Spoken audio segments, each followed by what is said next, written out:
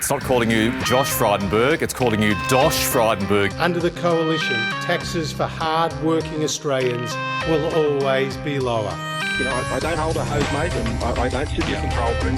They're answers that only can come from Victoria, I'm afraid, because that's not my job. But I ain't spending any time, though, because in the meantime, every 3 months, a person is torn to pieces by a crocodile in North Queensland. Well, g'day listeners, and welcome once again to the Two Jacks. It's episode 83, where we discuss all matters Australian politics and media, and then go and have a good look around the rest of the world to see what's going on there. And as usual, there's plenty going on. And joining me, as usual, is Hong Kong Jack. G'day, mate. How are you? Excellent.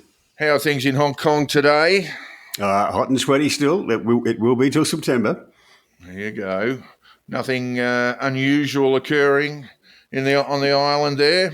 No, it's the usual. I mean, it's a bit like Melbourne in summer. Everyone disappears. It used to be almost everybody because people had contracts that sent them and their kids home to the UK or the US or Australia for summer. There's very few of those contracts left, the old expat contracts they were called. But there's still a lot of people who disappear and get out of the heat. Head off to places like Thailand or Vietnam for a holiday. Yeah, or go and visit family back in in the UK. Quiet times, Jack, but not so quiet here in Australian politics. The Albanese government was obliged to have a reshuffle after the announcement of the retirements of Linda Burney, the Indigenous Affairs Minister, and the Skills Minister, Brendan O'Connor, both retiring at the next election, Jack. And that obliged Anthony Albanese to perform a reshuffle. And it got him two of the characters that we've talked about a fair bit on this podcast, Jack, as some of the worst performers in the Albanese cabinet and indeed the outer cabinet. Claire O'Neill, the Home Affairs Minister, and Andrew Giles, the Immigration Minister, have both been dumped. And those two responsibilities have been heaped on the already overburdened Tony Burke. Well, were they dumped or were they just given a new opportunity? Well, it's a new opportunity. It's a bit of fresh air, isn't it, really? And it's an acknowledgement, really, that certainly Andrew Giles has performed very, very poorly in his portfolio. And it's a a hand pass to what is considered to be a very safe pair of hands. Yeah. Tony Burke's experienced, skilled. I don't know that he's any genius, but he generally runs things fairly well, and that's what they need. Yeah, and he will retain his current portfolios and continue to be the leader of the House in the reps. So it's a huge undertaking for him. He becomes the sort of Peter Dutton of his time during the Morrison government, Jack, although Scott Morrison himself had a number of portfolios that we didn't know about. But yes, it's a little bit like the responsibilities that were heaped on Peter Dutton's plate a few years ago. Tony Burke's the sportsman you pick when you're having a bad patch because you need a reliable, steady player. The obvious, I guess you would say, the obvious choice is to replace Linda Burney is the NT Senator Malarndirri McCarthy. I don't think that's overly controversial, but she will replace that. And Senator Murray Watt, who's been a pretty good performer, been one of those guys who's been out and about a fair bit in the media, turns up on various panel shows and is pretty quick on his feet. He will take over as Employment and Workplace Relations Minister, while Julie Collins moves to the Agriculture portfolio, which she held in opposition. Good moves and necessary moves they are, as Prime Minister said yesterday. That will be the cabinet that he takes, so the portfolio breakdown of all the ministers that he will take to the next election. And when we look at that, Jack, there's a Redbridge poll that suggests that the coalition would have a win. That they are narrowly in front on a two-party preferred basis. Yes, I saw that. Yeah, so 51.5 v Labor, 49.5. That published in News Limited papers. That's the Redbridge polling.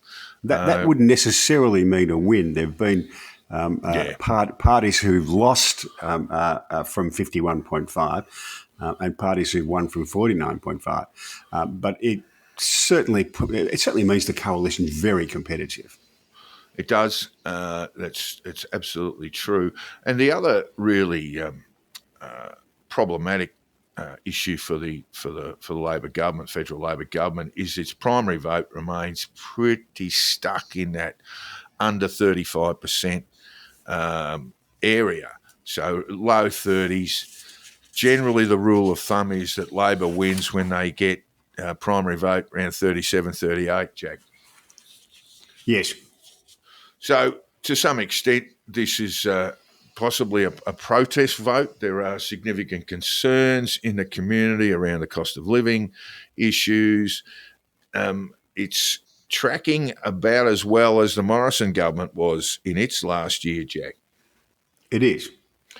But never mind, because Anthony Albanese has issued his own report card, Jack. It's always wise to do that. It's better than someone else doing it, put it that way. Yeah, I had a few shockers when I was young. Yes, that's right. I did all right till about year 10. I had glowing praise from teachers till about year 10, and then it got very messy. He's said in his report card he's given everyone a tax cut. There's a tick. $3 billion in student debt? I don't know that that's a huge tick. I mean, it will be for some, but it's not going to be overall. Making medicines cheaper, taking $300 off power bills, 2.6 million award wage workers getting a pay rise. That's true. Adding superannuation to paid parental leave and increasing rent assistance again. Those are pretty good things to take to the electorate, aren't they? No, they're not. Why? Giving everyone a tax cut, Jack. What's wrong with that? Let me tell you why. Because all bar one of those on his list just means you're handing out taxpayers' money back to taxpayers. There's nothing in there that says, I'm making the country better. All it is just one giveaway after another. And I don't think that's strong governments or strong politics. Oh, fair enough. Well, we could get into what you would do, but giving everyone a tax cut, like I say, I think we really need to bed that down in the community before we start taking polls seriously. And now we're at the 29th of July as we record this today. And what we would notice about that is we're just a month into, or less than a month into, those tax cuts. Yeah. When they're bedded down, we'll see polling that I think will be a bit more reliable. And I still don't think the coalition are going to win this, by the way. But I think Dutton's done his job in terms of his job was to make them a competitive unit, to get them close again, and he's done that. But look, it depends whether you see government like a cargo cult, whether you expect Prince Philip to turn up with goodies to hand out all the time. And I don't. I think government's there to govern. And all this stuff that Albanese has put on his report card indicates that he does see the government as a cargo cult. Well, I mean, it's a long way from that. I mean, basically, it's in order to market your government, you're going to say this is how we've made life easier for people, so I suspect that's what's happening there. 2.6 million award wage workers getting a pay rise. There are some polling which would indicate that Labor's got some problems with low income earners, but again, I can't buy how those people would turn around and vote for the coalition, Jack. That's something that's happening not just in Australia but worldwide, is that low-paid workers are turning away from their traditional parties and looking at alternatives, various kinds of alternatives. The trouble with giving with the government giving people their own money back is that you lose some of it on the way. There are transaction costs, significant transaction costs every time you do that. If they were saying, we're going to take less of your money, that would be a better vote winner. Well, they are, Jack. I mean, they are. Have you looked at the tax rates in Australia, the PAYG cap? Well, the tax rates for Australia. You've got to earn over 42, I think, to be paying Any net tax. Well, no, you'll pay 19 cents in the dollar for every dollar you've earned over the threshold, which I think is about 23 now. So you're losing basically 20 cents in the dollar for every dollar you earn. Beyond 20, I think 25 is right, to about 42. So they are paying a lot less tax. And I think, again, we need to look at how that filters through into the community to see how everyone's going. People might conclude that we've got a tax cut, but I'm still forking out a fortune at the Bowser, and I'm still forking out a fortune at the supermarket for fresh food, particularly. So we'll see how that all goes. That certainly was the most interesting part of the poll, not so much the 51.5 primary vote, but it was that the coalition was actually leading with the less than $1,000 a week people. So, yeah, which is rather odd because they've opposed pretty much every wage rise that's ever been brought forward by the union movement or any other stakeholder. The coalition have said no to pretty much all of them for the last 20 years or more. Yeah. Anyway, watch this space. That's the one to keep an eye on. I think. I don't think the polling. Look, one thing we can safely say, I think, is that there won't be a federal election this year. December possibly, but I doubt it. Just looking at that state conference over the weekend in Sydney, I thought that was a pre-election performance. Yeah, but we're still talking about less than a year away. I would think. We'll go into next year for an election. I fully anticipate, and I don't think the government's in a strong enough position to consider going early. All right, there's a bit more Australian stuff which we'll get to, but we really want to have a look at what's happened in American politics. It's something we simply can't turn away from. And Kamala Harris is now essentially the presumptive nominee. There won't be any challenges. There won't be any open convention, which is something you and I had argued for, Jack. But that we're all well and truly past that. But we do want to have a bit of a look at what took place that made her the presumptive nominee. And was it the intervention of Barack Obama? Was it Nancy Pelosi? Was it Joe Biden? And why did Joe Biden immediately endorse Kamala Harris? Has it worked? These are the sorts of things that we've got to look at. Indeed. Well, so it would seem that Nancy Pelosi's phone call to Joe Biden on the Saturday afternoon, described by Democrat heavyweights as cordial, would be the one that set it all off. And we know this because the following day, of course, Joe Biden's tweet came. He announced his withdrawal from the campaign on the Sunday, and pretty much in lockstep, the ads for Kamala came rolling out. Yes, there was strong rumours around Washington DC from the middle of the week before last week that the day was going to be Sunday. A week before the resignation, the day was going to be Sunday. Mark Halperin, who's a very well connected Democrat reporter, said that he knew it was Sunday.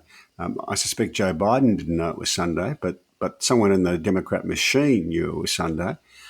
This has all the hallmarks of Nancy Pelosi all over it from my assessment. It was clearly before Biden announced that he wasn't going to be a candidate. They had decided that he was going to go. They pushed him out, and they had decided that well, they don't really like Kamala Harris all that much, but they were kind of stuck with her because the political cost of pushing past her to an open convention, in their view, was going to be too high. Yeah. So they decided to go with her.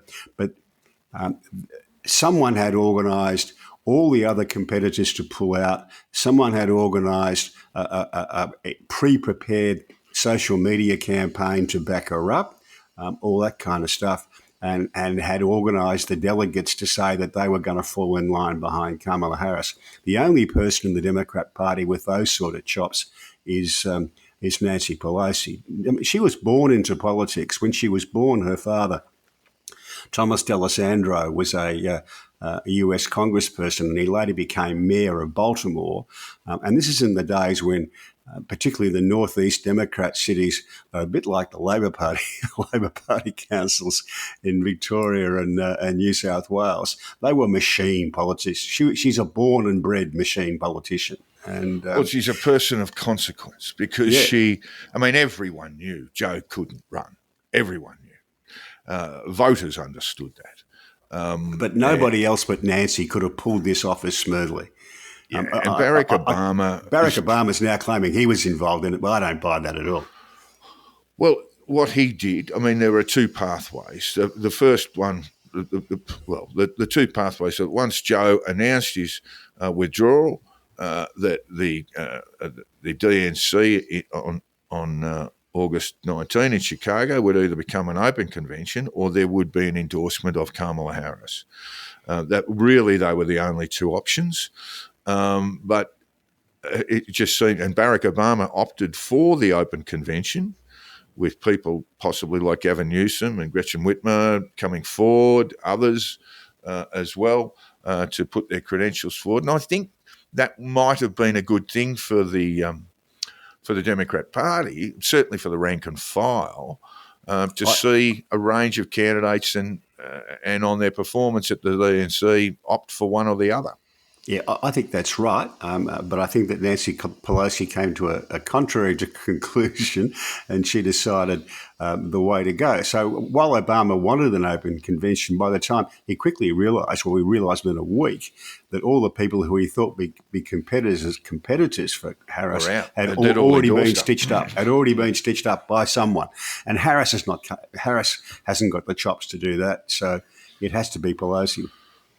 Yeah, and now, of course, and we would have seen this, our listeners would have seen this on social media, a recording of a conversation between Michelle Obama and Kamala Harris was released with Michelle and her husband both now endorsing Kamala Harris. So that leaves really no one out there. Maybe there are some there's some consternation about the rank and file, but the seniors have all fallen in behind her.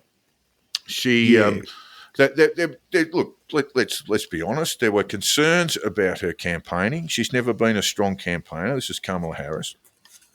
There were concerns about her as an orator. There were concerns that maybe she was a little bit too far to the left. I'm not sure that they really stand up, certainly in her role as Attorney General in California. In fact, back in 2020, they downplayed Kamala Harris' campaign in the primaries there, downplayed a lot of her tough-on-crime stuff, which filled Californian prisons with a lot of minorities, including black men, and, of course, hastened the execution of a number of people on death row. Indeed. So the too far to the right stuff doesn't really stand a lot of scrutiny.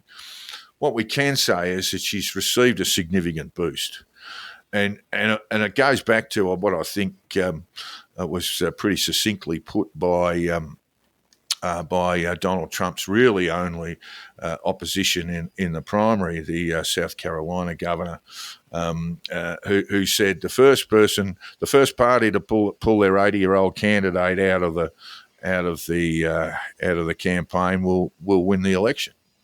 So there's been a sort of breath of fresh air, a boost in the polls for Kamala Harris, and she's likely to get another one come Chicago on August 19, Jack, and that will be a rock and roll party like the good old days, and Barack Obama will be there, the Clintons will be there, Nancy Pelosi will be there, all the heavy hitters will be there, and I'd expect her to get another poll boost there, Jack. Yeah, she may well from that. Yeah. There's nothing in her history. Trump got one too from his RNC campaign. This is what happens.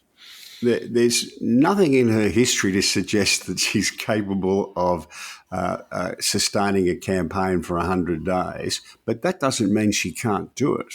No, that's right.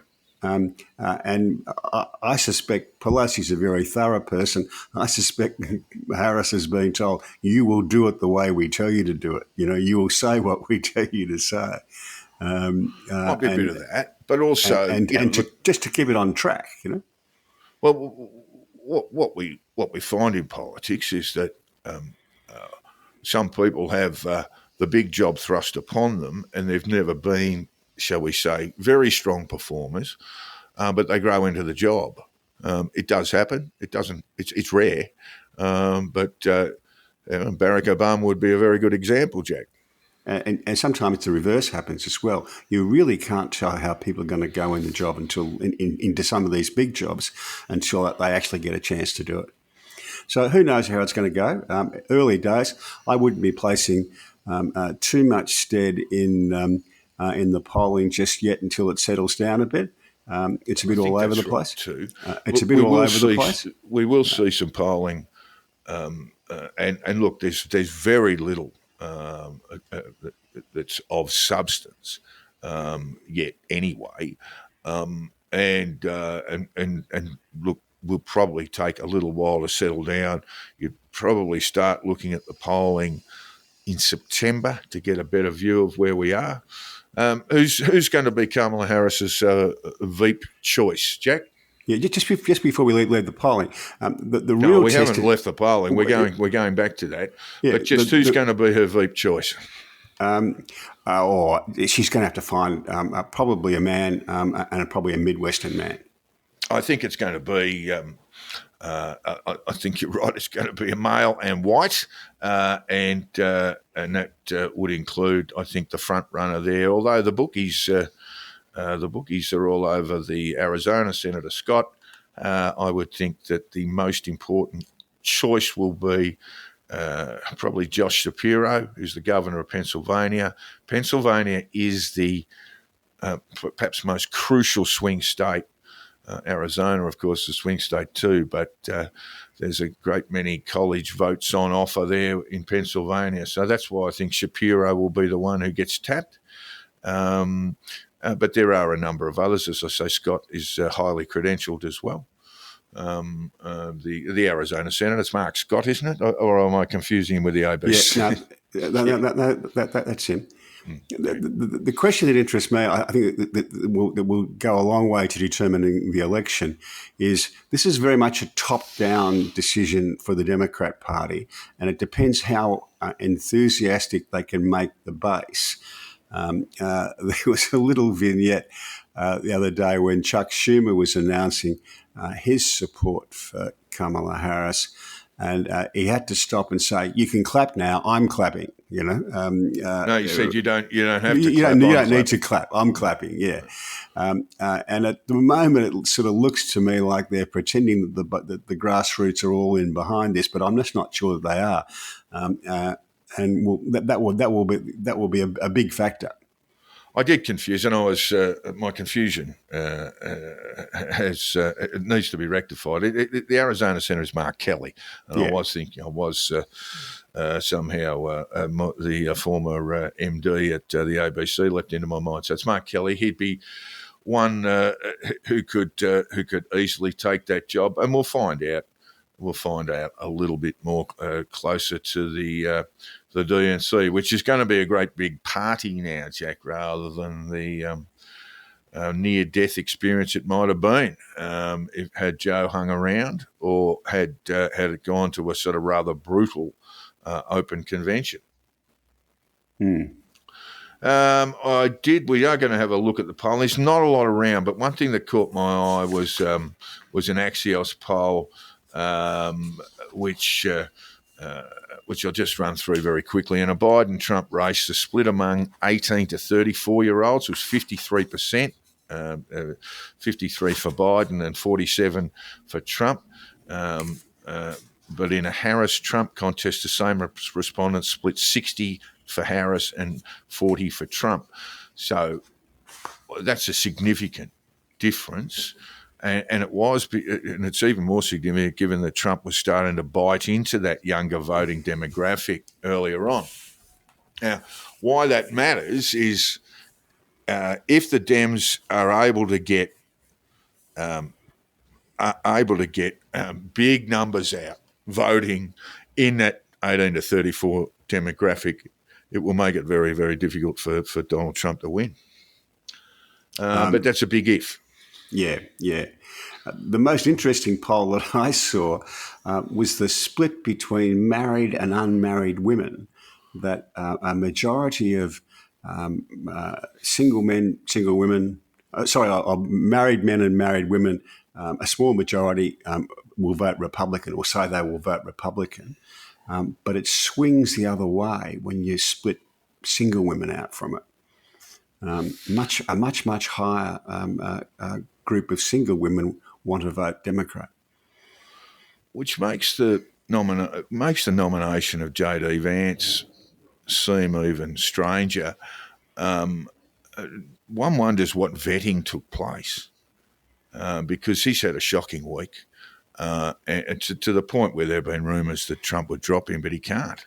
J.D. Vance, you described as a very bright fellow. Well, he might be a bright fellow who went to Princeton, but his political skills, you'd have to go looking at the crossbenches of the Australian Senate to find someone whose political instincts are as bad as his. And of course, he had a blue with Jennifer Aniston. And when you talk about single women in polling, or women over the age of 40, they see Jennifer Aniston as a god. And there he is having a blue with her about IVF. That sort of stuff rankled. Of course, he's had his difficulties around the couch. There have been certain rumours that are completely unfounded. It's a little bit like the Scott Morrison disgraced himself at McDonald's routine, which is completely fabricated. But it's the American version where it is rumoured, but without substance, that J.D. Vance had sexual relations with a couch, or indeed couches.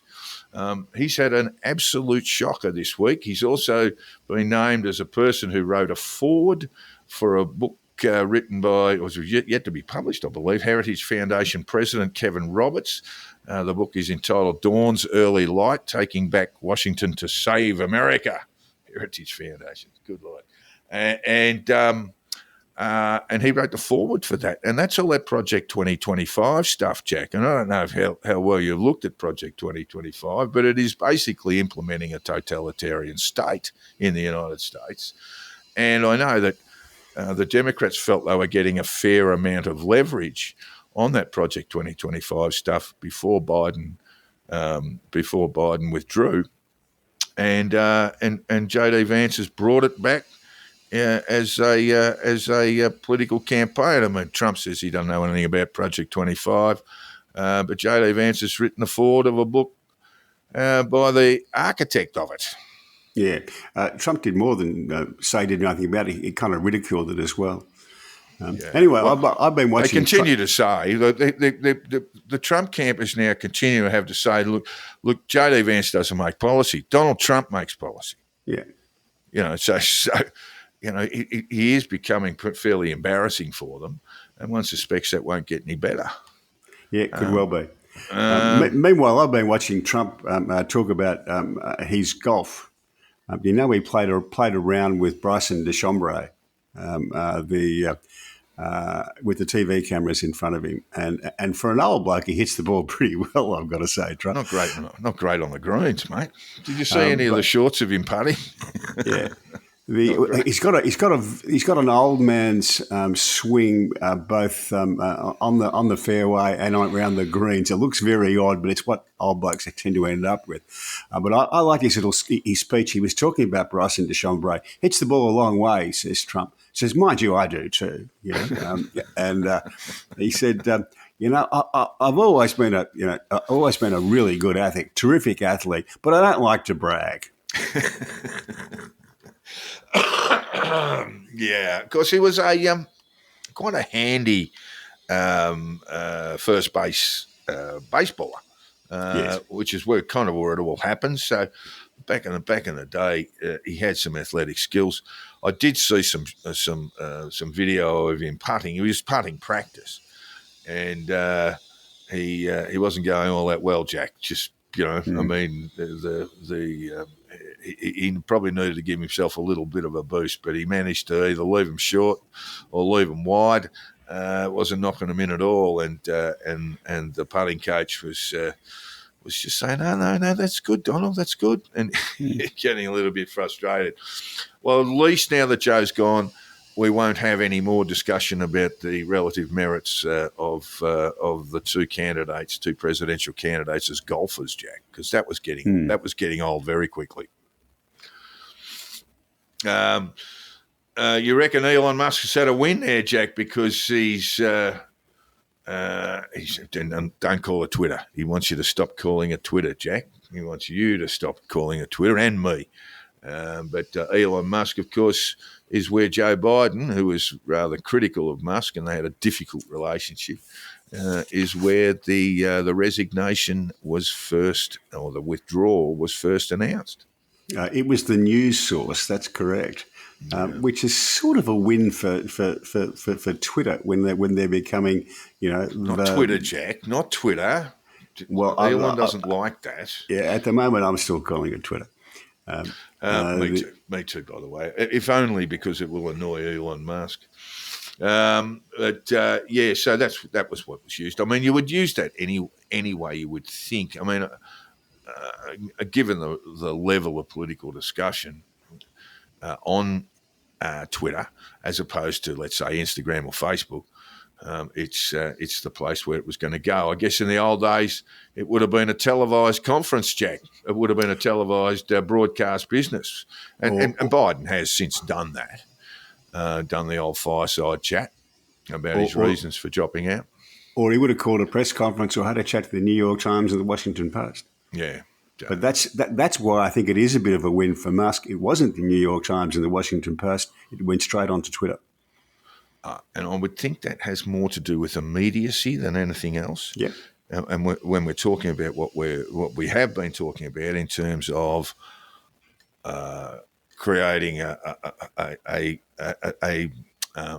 blockade to an open convention, getting everything rolling towards Kamala Harris's way, then Twitter's the immediate thing, and anything else would have taken too long.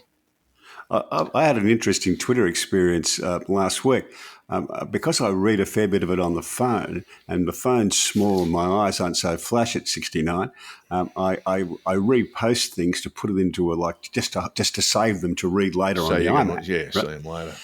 And all of a sudden, I'd never sought nor looked for any followers on Twitter. For me, it was just a news source. But all of a sudden, I started getting followers, this was sort of a bit bizarre. Be all right-wing nutters, wouldn't they, Jack? No, well, I sort of survivalists, I repost a variety of things. But the other, early last Wednesday, I think it was, I was sort of scrolling through the list of X's following you, Y's following you, and all that sort of stuff, and it said Elon Musk is following you. Elon Musk. But is it Elon? Is it Elon? Well, that was what I thought.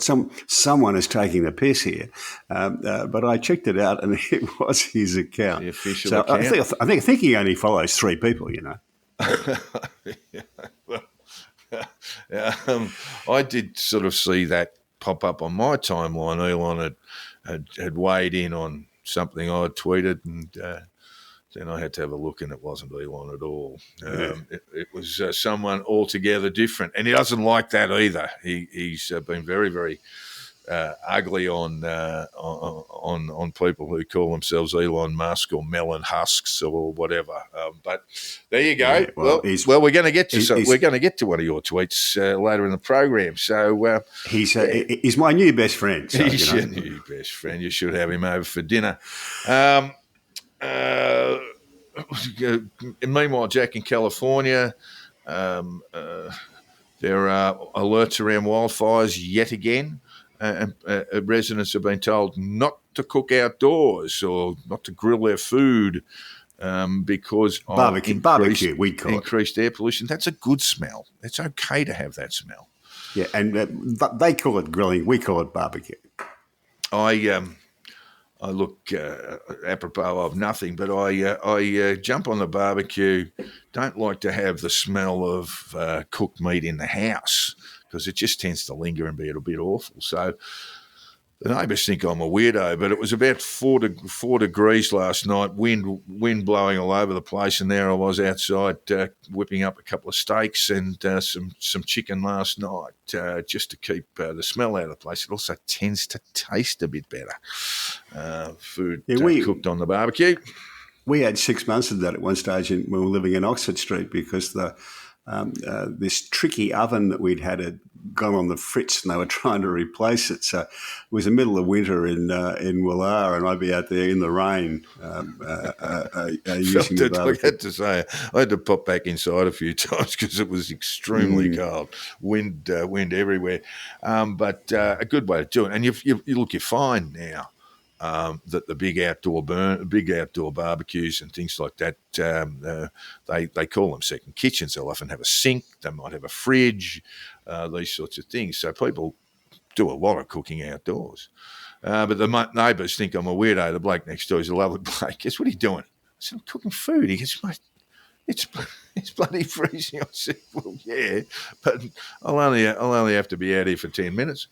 Yeah, an old bloke I used to work with said, I'm so old that when I grew up, people used to take a dump outside and cook inside, and now it's gone the other way around. Yeah, it has. Look, and I grew up with an outdoor shithouse. We never used to cook anything outside.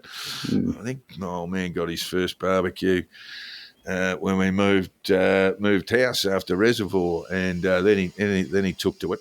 But yes, it's not a bad thing to do at all.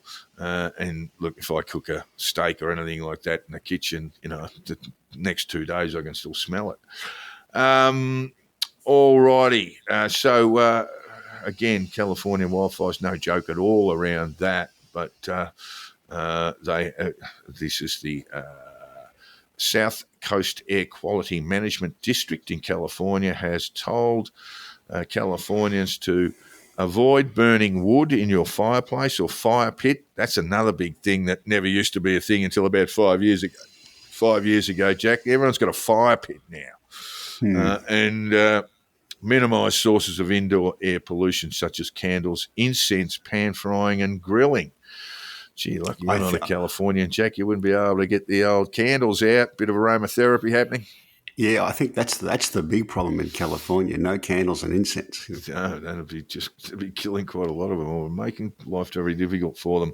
If you must be outdoors, keep the time brief and wear a tightly fitted N95 or P100 respirator to help reduce exposure. Limit the use of gasoline-powered lawn and garden equipment. Now, there's another thing, Jack. I've got a couple of petrol burners, leaf blowers, trimmers, lawn mowers, these sorts of things, all powered by petrol, mainly two-stroke, and they do blow a lot of smoke. But a couple of people around my neighbourhood, they use the electric, and yes, it's a lot less noise, but I don't know that they're quite as powerful yet as they should be to get the job done. But this is the way things are going, and my trimmer, my brush cutter, did get knocked around. So, Jack, I think I'm going to go electric on the next one. We'll see how we go, but that's the way it's going to go. I won't have to mess about with bloody two-stroke, making two-stroke in the shed either. Make sure you tell me so that I can give you some social credits for going electric. Well, I won't have to mix up two-stroke in the shed, which is look, it's not a big deal, but it's just a bit of a task. More serious matters now, Jack. We're moving on to Israel, Gaza, but with a little bit of a local focus to kick us off. The Australian Greens have attacked Labor for doing too little to bring Palestinians to Australia. and they have dismissed as dog whistling the concerns about whether those fleeing the war-torn territory might pose security risks.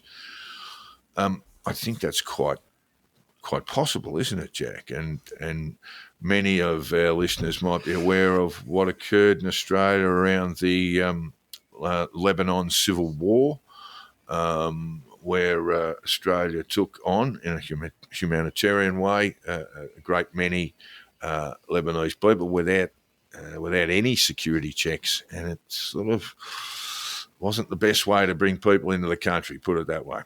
A Malcolm Fraser mistake. One of my pals here put it the other day. Australia should take 10% of all of the refugees that Jordan and Egypt will take. Well, that's 10% of zero, isn't it? Yeah, it would be, yes. So we have, in fact, taken, I think, some 2,000 Palestinian refugees, and that's subject to vetting. I mean, you've got people coming out of war zones and who have lived under, and no reflection on them personally, but they need to be vetted, but they've lived under what is a designated terrorist organisation. And so there should be adequate vetting. And, of course, the Greens are playing politics a little bit again, Jack.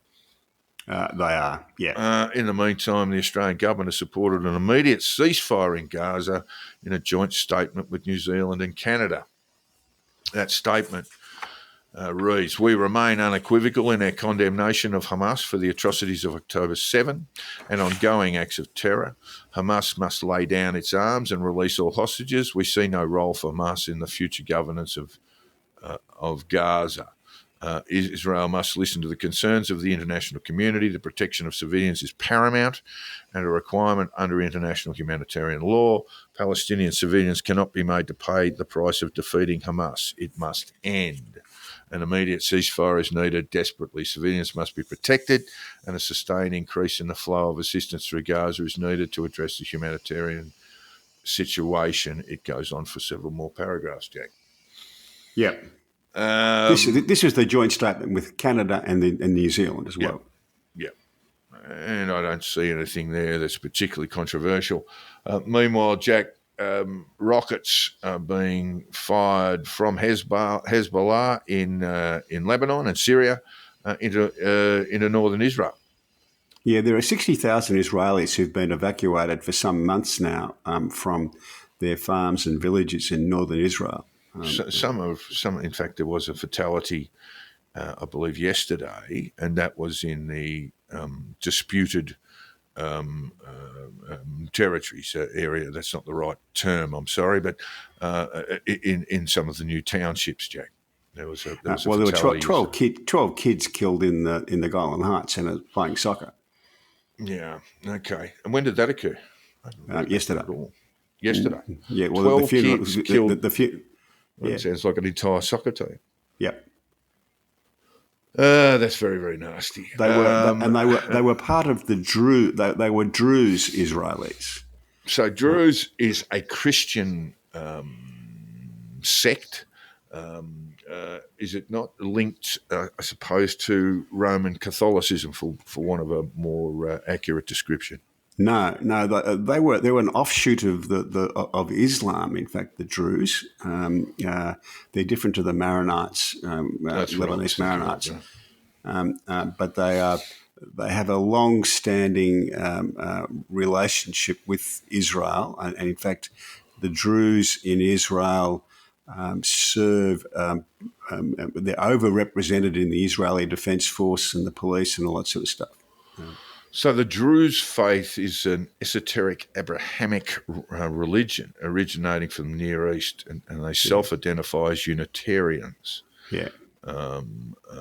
Which is all news to me, and I had to quickly look that up. Yeah, the only prominent person I can think of who's Druze is George Clooney's wife. Amal Clooney had a Druze father, I think. Right. And Benjamin Netanyahu addressed the United States Congress joint session there, Jack, where he said they want to disrupt America, that is presumably Hamas. These are protesters. These protesters burned American flags even on the 4th of July. If you remember one thing from this speech, remember this: our enemies are your enemies, our fight is your fight, and our victory will be your victory. Stirring words. And important to say, I mean, this is one of the reasons why I'm pretty clearly an Israel supporter, is that I do think they are the canary in the coal mine. Oh, yeah, okay. I mean, you're talking about Middle East politics or some global Islamic takeover. I mean, no, not an Islamic takeover, but I think it's fair to say that we are in something like the Cold War was, that we are in a battle with people who would seek to do us harm. All right. And Dan Andrews has come out. Dan Andrews has come out saying it is that the Palestinians at this stage, a two-state solution will not work, and that's he said at the Labor Friends of Israel event. That's Dan Andrews was there. The ex-state Labor leader said Israel not only has no partner for peace, but an actively hostile opponent. Andrews said, "I do not at this time support a recognition of a Palestinian state. That is not to say that recognition of a Palestinian state is something that should never occur. But at this time, I do not believe that is a productive step forward. You can only have peace if you have a partner in this. There is an actively hostile opponent who some people tend to try and convince themselves will only, if there is a recognition suddenly, become an active partner in a peaceful outcome for the region. The children for Jews, Palestinians, for everybody. That, of course, he said, is nonsense. That makes no sense to me whatsoever." Hard to fault that, isn't it? Yeah, well, that's a realistic understanding of what the situation is. It's a long way from the starry idealism of people like Bob Carr, who think that if you make Palestine a state, it will turn into a state. If you say it's a state, it will turn into some kind of reasonable state. It won't. Not while Hamas. No. Hamas continues to be the dominant political party in Palestine. Yeah. No, in Gaza, I should say, and more broadly on the West Bank. Yeah. Okay. Mercedes have announced a profit fall, largely on the back of EV sales reductions, Jack. Underlying adjusted earnings for its cars division fell by 28%, as it reported lower sales volumes, while overall group profits before interest and tax fell 20%. It sold 45,843 battery electric cars during the 3 months to June, which was a drop of 25% compared to the same last year.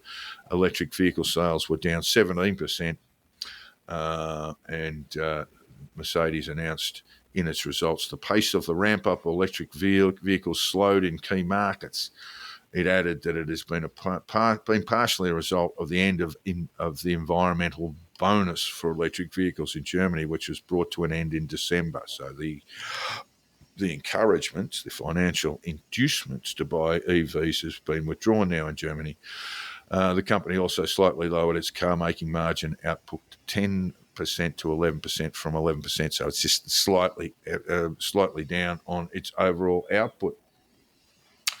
This was the experience we had here in Hong Kong. For a few years, there were tax rebates on bringing cars into the country if they were electronic vehicles. So Tesla was easily the biggest selling, four-door saloons in the city, right? So there are Teslas everywhere here, and as soon as that subsidy disappeared, the sales went from the top seller to nearly zero. No one buys them.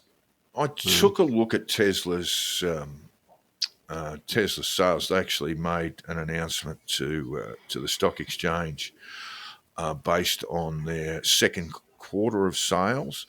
they are the big EV manufacturers. So they sell about 450,000 units globally per annum, or that was the figure from last year. They had budgeted for a decline, which ended up being larger than they had anticipated.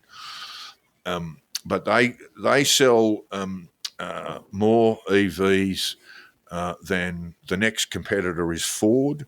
So Tesla at 450, let's say, round it down, and Ford at around 260,000. Part of the issue, part of the squeeze for Tesla is that the old school manufacturers are coming in and bringing EVs in, and they're having issues themselves around sales of electric vehicles. But Tesla remains the dominant manufacturer, but their dominance is being cut a little bit. And it's kind of, you would anticipate this, Jack, an all-new Toyota Corolla. I mean, I think there are adjustments around the technology being made now.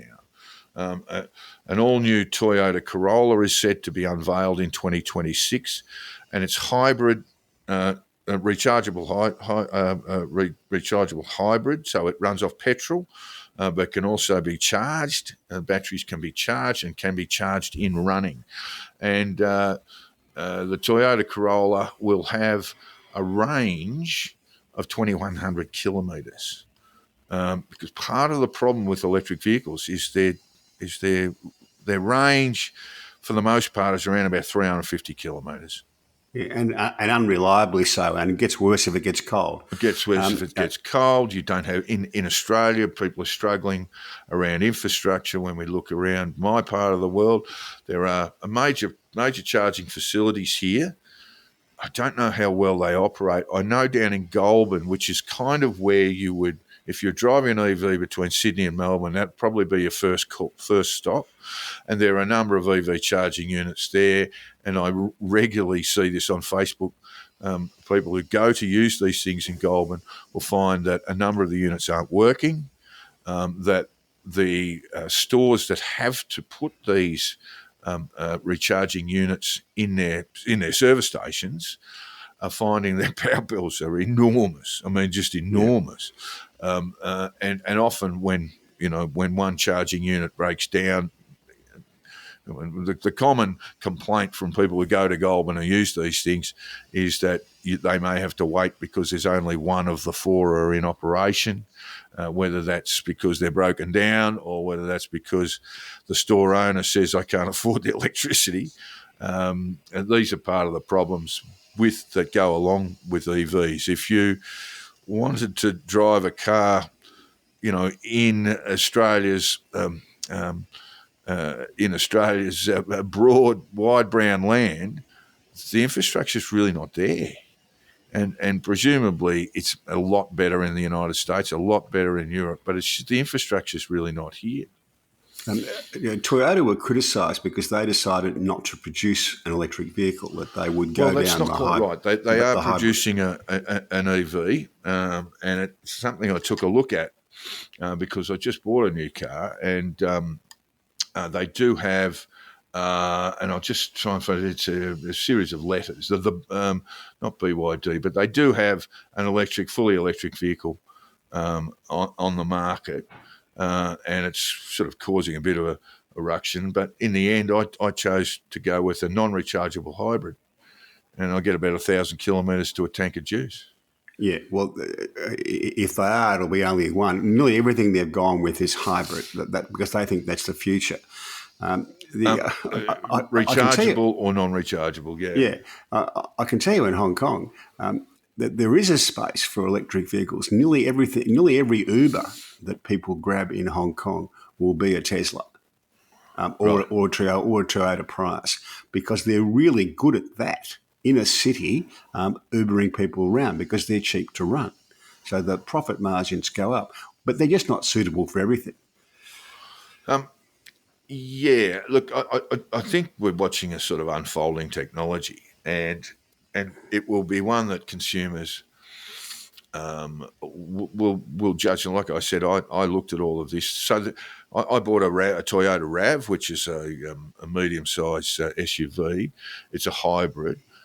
The petrol, and it's stock standard. I think it's a GX stock standard model. The GX petrol driven, they just stopped making them. They're just not making them anymore. So there are no petrol RAVs being made anymore. So that's one thing that we can actually sort of look at the development that hybrid technology is taking over ICE vehicles, internal combustion engine vehicles, and there are a number of options on the alternatives, and people will buy what they think is going to suit their budgets best. So people are just making good assessments, I think. What they hope are good assessments. But yes, I just noticed when I was doing a bit of research on the RAV hybrid, the RAV hybrid, that the petrol only model is now no longer in manufacture. All right, supermarket trolleys, Jack. What's going on there? So obviously. You might be a little bit like the former Fox News guy. He marvelled at the rollout of supermarket trolleys in Moscow. He just thought it was the most wonderful thing, where you had to put a few bob in to pull it out, so you would take it back and get your few bob back.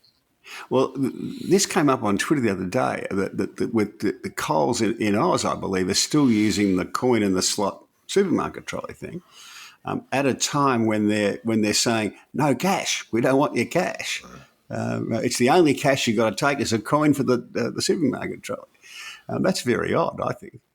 Well, the supermarkets have to pay. We know they have pretty huge profits in Australia, but they have to pay for the bloke to pull around with a big trailer and load all the trolleys back up, and then put them back in the trolley holes in the store or just outside them. We did have this, and of course Aldi do this all the time. I mean, that's a standard thing around Aldi, that you've got to put. I think you can get away with 10 cents or 20, usually $1 or $2, and that's one of those savings that Aldi say that they put on that they apply to the groceries that you buy there. Coles did do that here, and it didn't take off. And I looked at it once, went, I don't have $1 on me. I never really carry any change or anything like that, and don't carry much cash around anyway these days, and most people don't. And I just looked at it, well, I'm not going to shop here. They don't want me to shop here. So I don't know that it's a smart thing, but they did take it, they did change it all, and in this part of the world. But there might still be little outposts around Coles who consider that having to pay for the guys to pick up the trolleys and pop them on a trailer and then bring them all back is a little bit too expensive. Yeah, talking to a couple of friends just back from Japan, and Japan used to be a place where you needed cash for everything, right? Because they were not early adopters of POS machines and paying by card. But now you can't use cash. Everything's gone. Every little transaction is now on a card of one kind or another. Yeah. We don't have supermarket trolleys here, really. I've got to say, it's you're on foot. We're very green here. Oh, very, very good, very virtuous. Look, if supermarkets are thinking about bringing these things in, I would say do not do this, because it is very, very, very dumb, given the fact that I actually went into it was a Woolworths, and this was something that has changed since the pandemic. And all I needed was just to get some cash out. My local fish and chip shop does not do FPOS. So I just went into the supermarket. I didn't have anything to buy there. I just went in and said, I'll just sling me out 50. And they just said, no, you've got to make a purchase now. So that's all changed too since the pandemic. You were able to do all these sorts of things during the pandemic. Just go to a supermarket, pull some cash out. And that combines with the fact that bank FPOSs are rare as hen's teeth, particularly in regional Australia. You get a lot of these machines that will charge you $3 to do a cash withdrawal. But your ANZs, your NABs, your Commonwealth Bank EFTPOS machines are very much vanishing from our streets. Yeah. The last holdout for cash in Hong Kong, well, two things. The wet markets, if you go down to the markets, that's still cash. And that's they're called the wet markets. Grab yourself a pangolin. Yeah, they're the produce markets. And the taxis. The taxis are still almost all a cash business, and that's because the taxi drivers do a bit better out of the rounding up than they would if it was paid by card. Well, it was a complete rort here around the taxis, Jack, that if you ever used a card, they'd charge you 10%. And they were, I think it took some years, but they were told by the ACCC to cut that shit out. And now it no longer happens. And all it wasn't going to the drivers, by the way. The 10% was going to the companies who ran the network. Yeah. Well, one day we'll have a drink, and I'll tell you, when I was a transport lobbyist for a while, I had a bit to do with the taxi industry, and I'll have a drink and I'll tell you just how bad the operations are. They were shockers. In fact, they just looked at Uber and I mean, the only reason Uber has been as successful as it has been is due to the intransigence of the taxi industry in Australia. Well, that's actually true worldwide. Uber is a huge success where the taxi system is dreadful. Well, yeah. And Victoria is a really good place to start. And New South Wales probably even worse because the former Premier of Victoria, Jeff Kennett, turned them all yellow, didn't he? And there was a little bit of reform done in that respect. But in these states, basically, Uber was a walk-up start to knock them off. So it hasn't been as successful in Hong Kong because the taxis generally are pretty good. I remember I often talk to Uber drivers when I use them, and generally speaking, when I'm in Melbourne or sometimes in Canberra, and they all say they would prefer to drive cabs because there's a little bit more money in it. They get a little bit more break time. If you're an Uber driver, you've got to be constantly taking fares. And it means long shifts without very much of a break, and you're still, when all is said and done, probably going to fare a bit better as a driver if you're driving a cab. All right. Meanwhile, Jack, sharks full of cocaine are on their way to kill us all. Someone decided to test the sharks off Rio de Janeiro and found that they were testing positive for cocaine. Well, they'll be... Because the cocaine, of course, gets into the wastewater system, Yes. which gets washed out into the sea.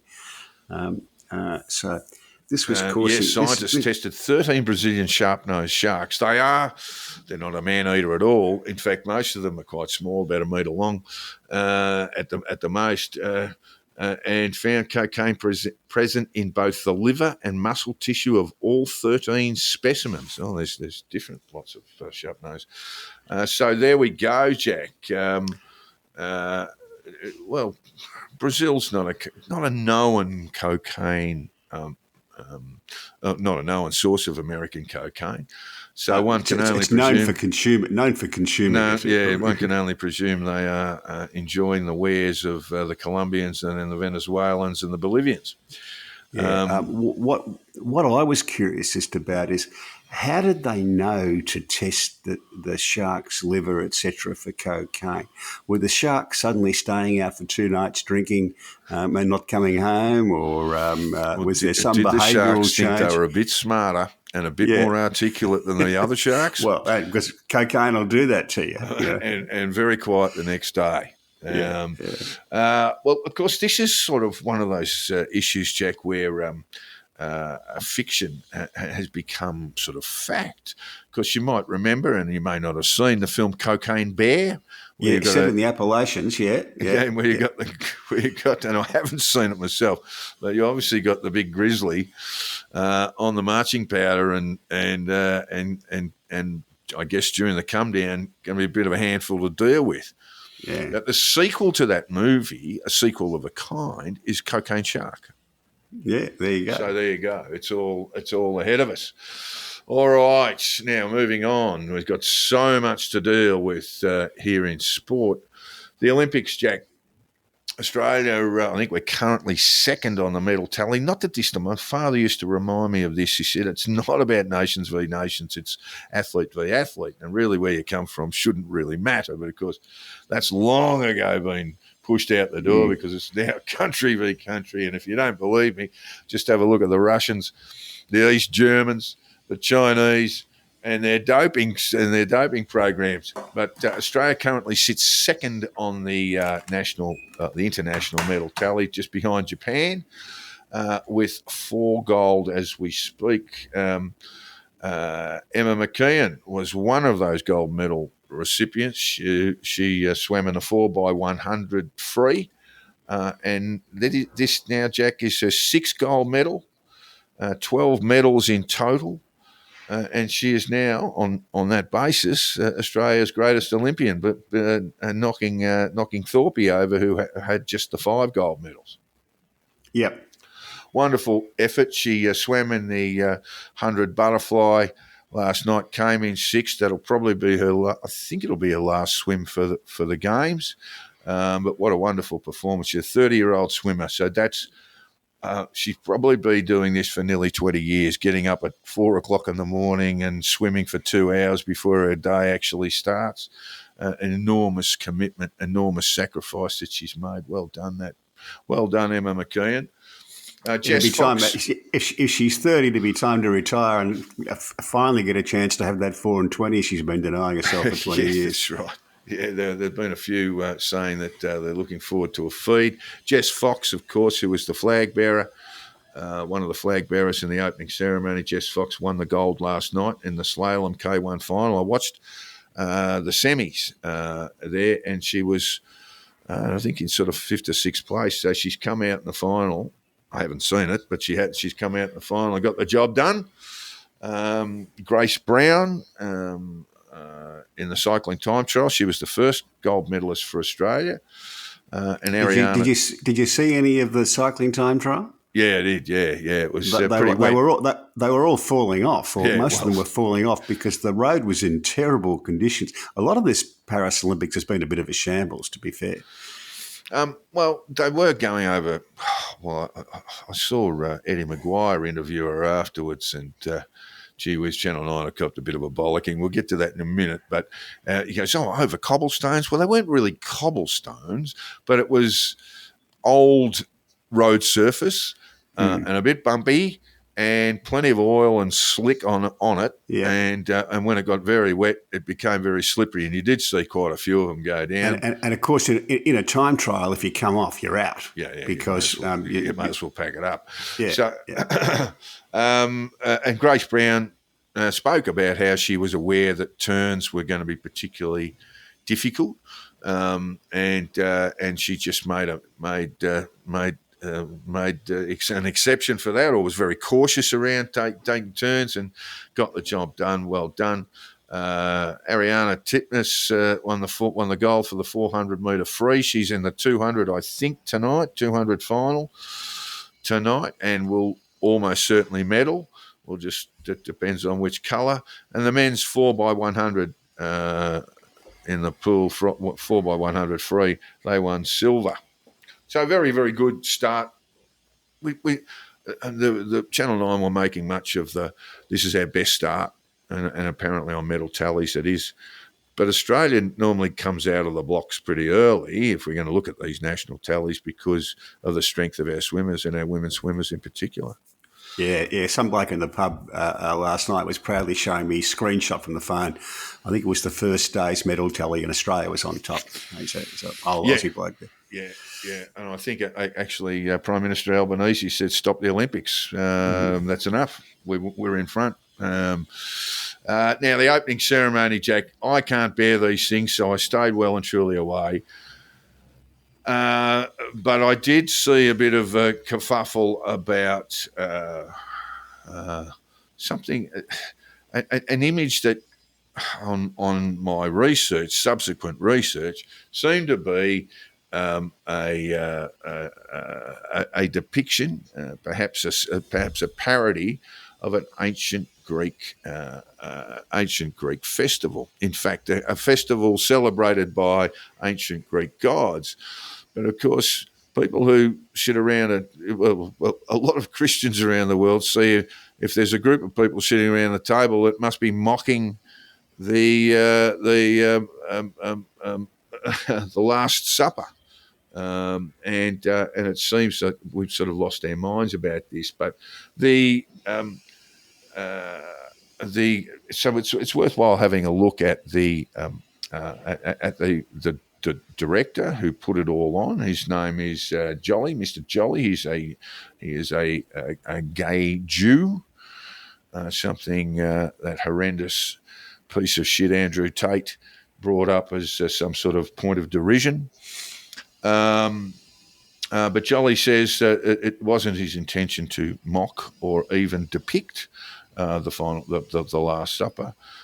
He saw the moment as a celebration of diversity and the table on which Butch spun her tunes as a tribute to feasting and French gastronomy. Jolly said, "My wish isn't to be subversive, nor to mock or to shock. Most of all, I wanted to send a message of love, a message of inclusion, and not at all to divide." But that didn't stop the critics, including Russian's foreign minister, a spokesperson for Russian's foreign ministry, Maria Zakharova, who we've heard quite a bit of, talking bullshit around the invasion of Ukraine. And he said, one of the main performances of the Olympics was an LGBT mockery of a sacred Christian story, the Last Supper of Christ. The apostles were portrayed by transvestites. Apparently in Paris they decided that since the Olympic rings are multicoloured, they can turn everything into one big gay parade. And that was a view of a lot of people, certainly in the States, Christian nationalists and Catholic clerics, Jack. All a bit of an overreaction, wasn't it? I noticed your tweet there. You got sucked in. What did I say? Well, you actually said, "Oh, they won't." I'm not averse to a bit of mockery around Christianity, but why don't they mock Islam? But it really wasn't about that at all. I mean, it was. I mean, why would they mock either one? I mean, basically, I saw a little bit of it, and I thought it was mocking Christianity, which I don't mind. I mean, in fact, my father was a devout Catholic, but loved a bit of a joke at the expense of Catholics, and that's kind of my view of it as well. I just thought, look, it was lame. You know, like most of these things are. It was lame, and it was the whole thing looked like a shambles to me. But you know, that's just me. I don't really care about them one way or the other. Opening ceremonies, closing ceremony, we had a bloke on stilts with a Hills hoist hanging off his back. A lot of people do care about them, and I've noticed that it's very hard to find the videos of these on the internet now because the IOC have pulled them. No. You've been sucked in again, Jack. Jesus Christ, man. How do you deal with Nigerian princes hitting you up on email? Look, when you look at the IP around the IOC, that's why it's not available. Right? That's why it's the only not thing available. for Olympics is not available. Anyway, the IOC come out and give it a kind of a lame just apology. to be clear, just so our listeners understand this, that the IOC, a little bit like FIFA, control their intellectual property so much that the only broadcasters you'll be able to see a return of the opening ceremony from would be those who are designated broadcast people, and they're not putting it on because the events are on. So okay. I noticed Senator Ralph Babbitt was making the same sort of call. The footage hasn't been withdrawn. It's just that you don't have, according to the IOC, any access to it because you're not a broadcast partner. Anyway, I thought it was lame, and I don't find any of this stuff transgressive. Or interesting. It's like most modern art, you know. It always takes me back to the life of Brian. We are all individuals, you know. You are all individuals. Yes, we are all individuals. They're not. They're sheep. But it was basically a mock-up a mock-up of an ancient Greek ceremony, and people didn't understand that. And then others who saw the depiction of Marie Antoinette beheaded as a bit of a joke, really, but a rather famous moment in history, thought that this was some sort of satanic ritual, Jack. So my point is, we are so quick to feel outraged these days. That's my point. We are so quick to perceive slight. We are so quick to be outraged without actually having a look at things. I mean, why? I mean, why would it be this way? You can say that it's all empty theatre, and you're probably right. But really, if people saw that and immediately felt, well, this is a great. What are we going to say? That any time that a group of people sitting around a table is depicted, then it's a mockery of the Last Supper. I mean, come on. Well, if that many people around the world have misunderstood the Olympic opening ceremony, that's kind of a failure of the design of the thing. Anyway, the only funny thing they have about apologised. The French organising committee have apologised. It was one of those apologies that said we apologise if any offence was felt. But really, I think this is a problem that we have around the globe, that you really can't do anything that's artistic because some people will feel some slight, even though there's no basis for it, and then become completely outraged. Elon Musk was just off his chops. I don't know why you didn't see him, your buddy on Twitter there. Yeah, if he got to call me. Anyway, the only good joke about it all was from the British media. Someone put this comment in the paper. It is now clear that Rishi Sunak called an early election to avoid attending the opening ceremony of the Paris Olympics, which was a fair call for him. Well, I did see one rather lovely photo of the opening ceremony that involved his opponent and his triumphant opponent, Sir Keir Starmer. And he was the only one who bought a raincoat, Jack. Everyone else had to have the old plastic ponchos on. Everyone else had the borrowed one. Revenge of the Nerds, the tweet was called, which was kind of funny. I didn't watch much of it, but my wife was watching it, so I was following it a little bit. The whole idea of taking the thing out of the stadium and spreading it all over the city just didn't work for me. Oh, well.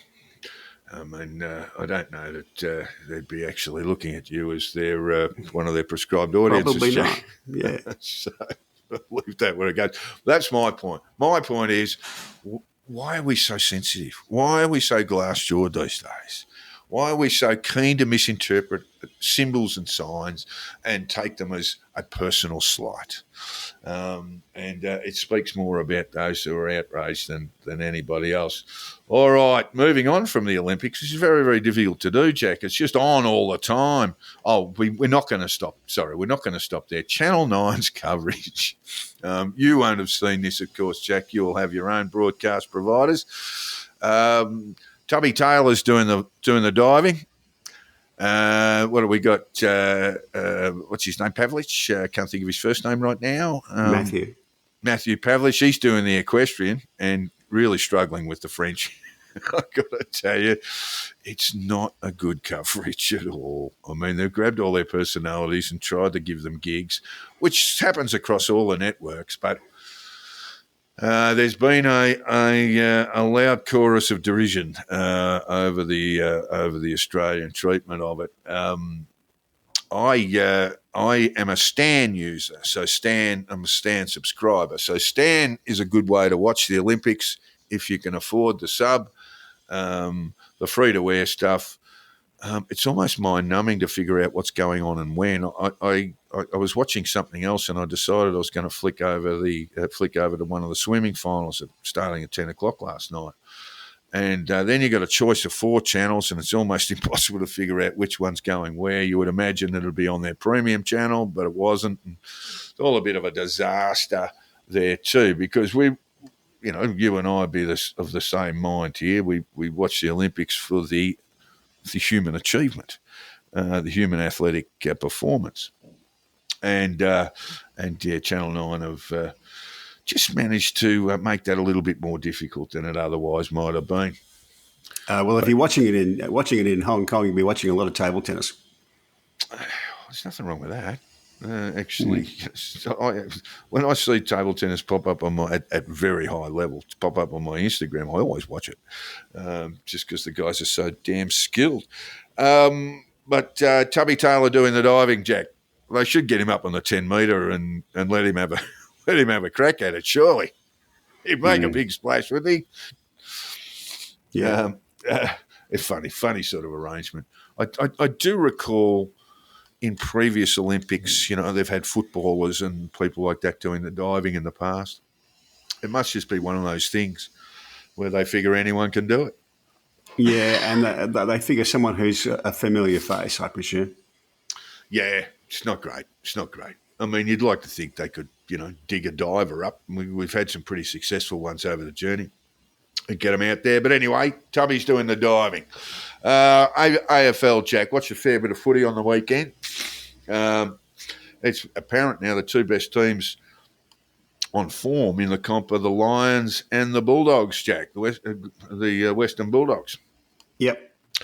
And they are coming. Lions are now sitting second. Carlton with a pretty poor loss under difficult circumstances with a late withdrawal of Harry Mackay, key forward, and 5-day turnaround and all that sort of stuff. They got beaten by Port Adelaide. They've gone from second to fourth and are struggling. Swans are definitely struggling.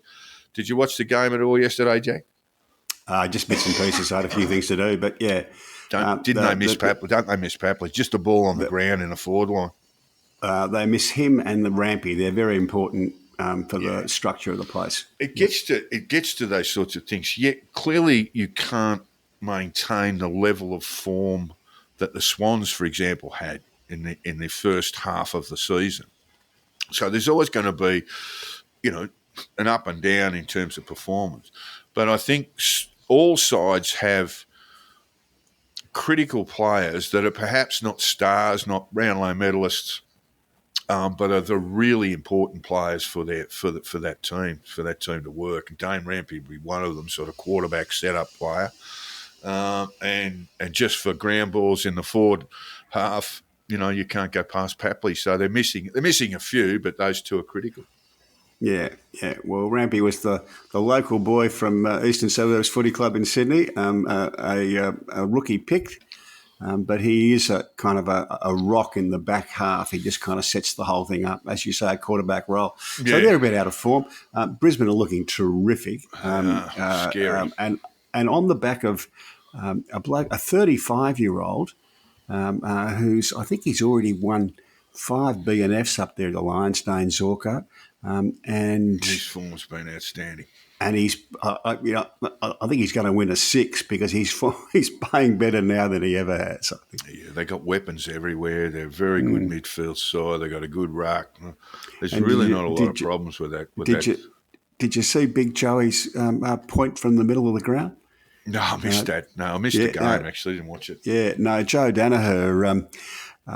He was surrounded by Suns players.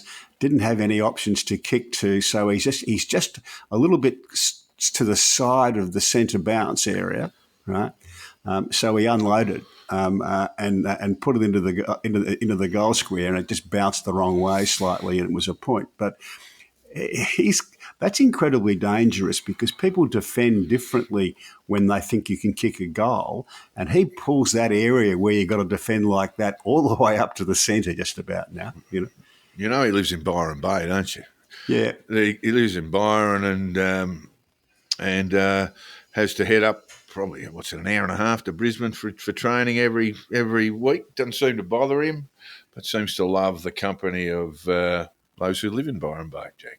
It's an odd choice. Anyway, Carlton play Collingwood on Saturday night, and that's going to be a huge game. Carlton wins, perhaps they can get back into form, but they'll also put Collingwood pretty much out of the finals by that stage. They're currently 13th on the ladder.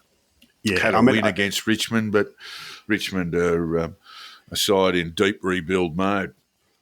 Yeah, it's the old adage: things are never quite as good as they seem, and things are never quite as bad as they seem. A few weeks ago, you would have said Sydney and Carlton are the two best in it. Now they're not, but the finals are still some weeks away. Yeah, that's right. So it's really about form. Brisbane have got it to burn, but how are they going to be in 4 weeks? And you only need, if you lose 2 or 3 critical players through injury, then, that pushes you back to the top. But I tell you what, if they finish, and they could finish on top or second, that would be the road trip to hell. Going to play them up there for any side unlucky enough to finish either third or fourth.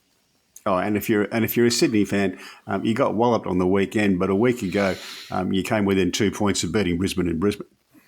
Yeah, and missing quite a few. Yeah. So things aren't too bad. And look, I think also too, you cannot sustain the sort of level of form that Sydney were in for an entire season. No. You just can't be done. All right.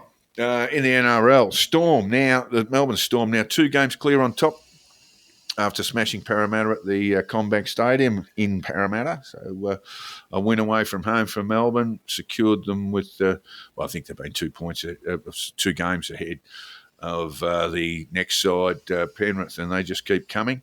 Penrith had a big win too. They smashed the aspiring Dragons 46-10 in Wollongong at Wynn Stadium. And as I say, just the Dragons are angling for a spot 10th on the ladder. The Raiders stopped the Rabbitohs' run with a 32-12 victory in Canberra, and now they sit 9th. And the other side, just still keep an eye on Jack. The Roosters now 3rd on the table after beating Manly in 34-30, which was probably the game of the round at Allianz Stadium on the weekend. Roosters seem they've just been up and down with form. What we're talking about before, been up and down with form for a little while, but if they get in there and they finish top 4, they could do some real damage. But as it stands, the Storm and the Panthers are the standout teams in the 8 for this season. And you got a bit of a story about. Sorry, mate. Go on. Sorry. The Roosters, of course, are my local team in Sydney, and they're a really well-run club. Everything seems to work properly there. I remember when Malcolm Turnbull he wasn't Prime Minister, but he seemed, and he had an electoral office and just next door to the Roosters Leagues Club. Yeah. And he didn't seem to have any knowledge of what that enormous building down the road was, or that they had a footy team. He'd be a bit like Bob Carr, who was a mate saw him at the Swans one day, and he had a novel tucked into his overcoat pocket so he could read it. Oh no, it was well known. He was sitting watching and he had it wasn't a novel, it was some ghastly tome about the Civil War. It was just an enormous book that he had in his hands, reading through it during what he considered were the uninteresting bits of the game. Yeah. If anyone goes to the footy with you and pulls out a book, you have my permission to walk away and hit the bar and never speak to that person again. All right, Jack, you've got a bit on college footy for us. Yeah, I really like this.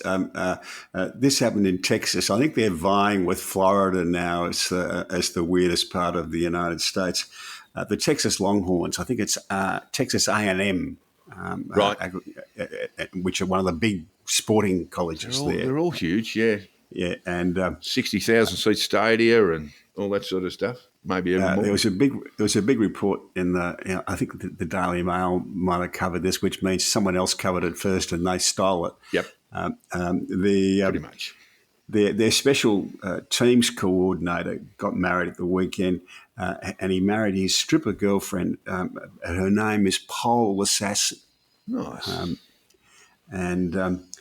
She's famous for her work in the adult entertainment industry, and also because she owns a monkey. An emotional support monkey. Emotional support monkey who bit some poor kid a couple of months ago because she set up a haunted house in her backyard for Halloween, and the kid got in there and the monkey bit him. So Well, there you go. That's going this to is it's the desired effect. You want to be frightened. Yeah. So this is it would normally be, and this only happens in Florida, but this only happens in Texas.